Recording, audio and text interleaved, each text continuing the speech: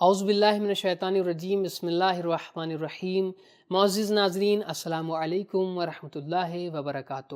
آپ تمام مومنین کا ایک بار پھر سے تفسیر نور کے اس پروگرام میں تہہ دل سے خیر مقدم کرتے ہیں اور خداوند عالم سے دعا کرتے ہیں کہ وہ ہم سب کو قرآن و اہل بیت کے سائے میں ہمیشہ شاد و آباد رکھے۔ تو آئیے ناظرین، سورہ مریم کی تفسیر کے سلسلے کو آگے بڑھاتے ہوئے سب سے پہلے تلاوت اور ترجمے کو سنتے ہیں۔ كتاب أنزلناه إليك مبارك ليدبروا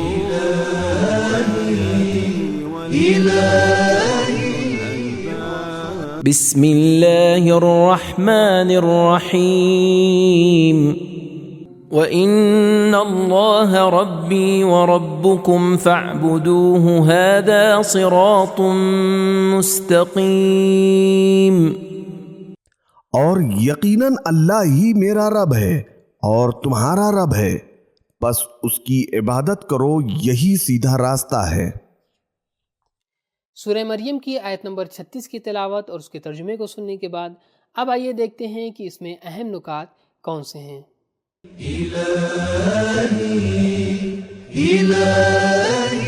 حضرت عیسیٰ علیہ السلام نے اپنے تعارف کے وقت فرمایا تھا کہ میں عبد خدا ہوں، انی عبداللہ۔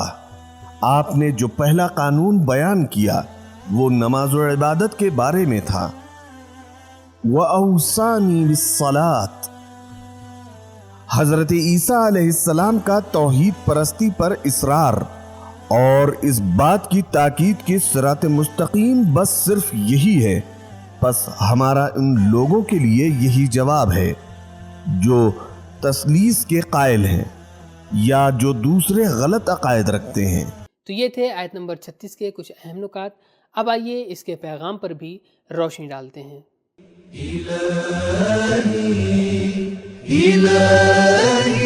ایک، صرف اور صرف عبادت کے وہ لائق ہے جو ہمیں پالتا ہے۔ دو، حضرت عیسیٰ علیہ السلام کو خدا کا بیٹا کہنا دین میں تحریف ہے اور یہ سراسر کفر ہے۔ اللہ کو ایک ماننا اور خدا کی بندگی سیدھا راستہ ہے، باقی جتنے راستے ہیں وہ سب غلط ہیں۔ قرآن مجید میں صراط مستقیم کی جو تعریف کی گئی ہے وہ اللہ اور اس کے رسول کا راستہ ہے اور اللہ کی بندگی و عبادت اور اس سے تمسک و وابستگی ہے۔ اب آئیے سورہ مریم کی آیت نمبر 37 اور 38 کی تلاوت اور ترجمے کو سنتے ہیں۔ فاختلف الأحزاب من بينهم فويل للذين كفروا من مشهد يوم عظيم أسمع بهم وأبصر يوم يأتوننا لكن الظالمون اليوم في ضلال مبين۔ مگر مختلف فرقوں نے آپس میں اختلاف کیا، پس بربادی ان کافروں کے لیے ہوگی بڑے دن کی حاضری سے، جس دن وہ ہمارے سامنے ہوں گے، تو اس وقت کیا خوب سننے والے اور کیا خوب دیکھنے والے ہوں گے، لیکن آج یہ ظالم لوگ واضح گمراہی میں ہیں۔ تلاوت اور ترجمے کو سننے کے بعد اب آئیے اس کے نکات پر بھی روشنی ڈالتے ہیں۔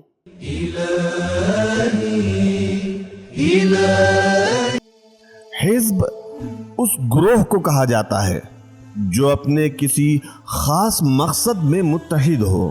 کلمہ مشہد کا معنی ہے لوگوں کا کسی جگہ پر حاضر ہونا، یا اس سے مراد وہ جگہ ہے جہاں گواہی دی جائے گی، کیونکہ قیامت کے دن لوگ حاضر ہوں گے جہاں فرشتے انبیاء اعمال پر گواہ ہوں گے۔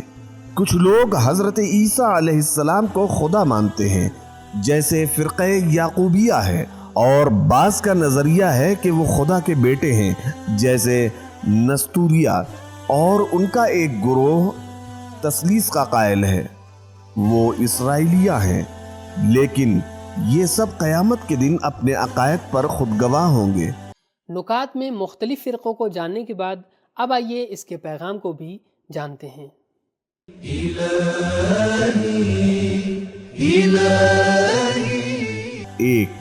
حالانکہ حضرت عیسیٰ علیہ السلام نے اپنی قوم کو راہ مستقیم کی نشاندہی کی تھی، لیکن انہوں نے ان کی بات قبول نہ کی۔ 2. فرقہ واریت اور جان بوجھ کر اختلاف کرنے کی رسم زمانے قدیم سے چلی آ رہی ہے۔ 3. کفار ظالم ہیں، وہ اپنے مکتب اور اپنے معاشرے میں ظلم کرتے ہیں۔ تو ہم نے پیغام کو ملاحظہ کیا۔ اب آئیے اگلی آیتوں کی تفسیر کو جاننے سے پہلے اس کی تلاوت اور ترجمے کو سنتے ہیں۔ وَأَنذِرْهُمْ يَوْمَ الْحَسْرَةِ إِذْ قُضِيَ الْأَمْرُ وَهُمْ فِي غَفْلَةٍ وَهُمْ لَا يُؤْمِنُونَ إِنَّا نَحْنُ نَرِثُ الْأَرْضَ وَمَنْ عَلَيْهَا وَإِلَيْنَا يُرْجَعُونَ۔ اور اے نبی انہیں حسرت کے دن سے ڈرائیے جب حتمی فیصلہ کر دیا جائے گا، اور یہ لوگ غفلت میں پڑے ہیں اور یہ ایمان نہیں لاتے، اور ہم ہی زمین کے اور جو کچھ اس پر ہے سب کے وارث و مالک ہوں گے، پھر وہ ہماری طرف لوٹائے جائیں گے۔ اب آئیے اس کے نکات کو بھی ملاحظہ کرتے ہیں۔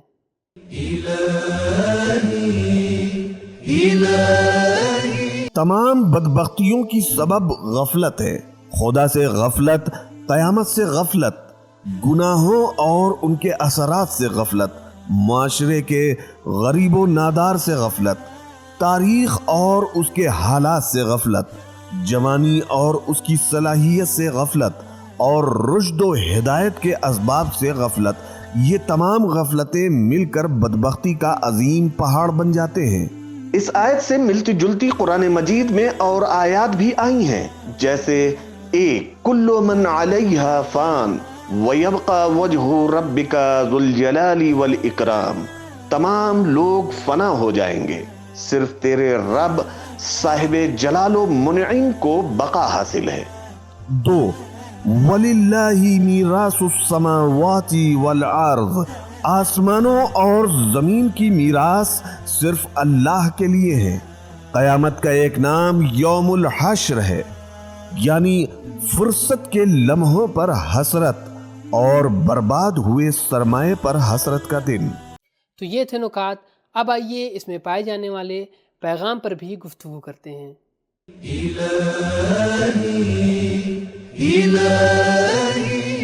1 انبیاء علیہم السلام کے فریضے میں سے ایک ان کا لوگوں کو برے اعمال سے ڈرانا بھی ہے۔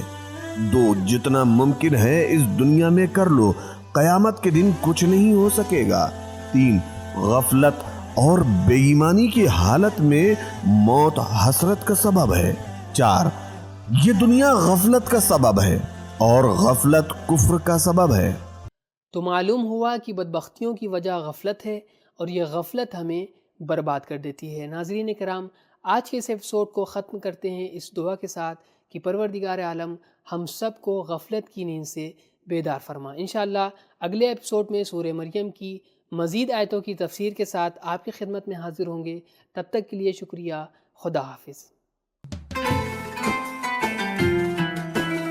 سبیل قرآن، قرآنی سماج کی پہچان۔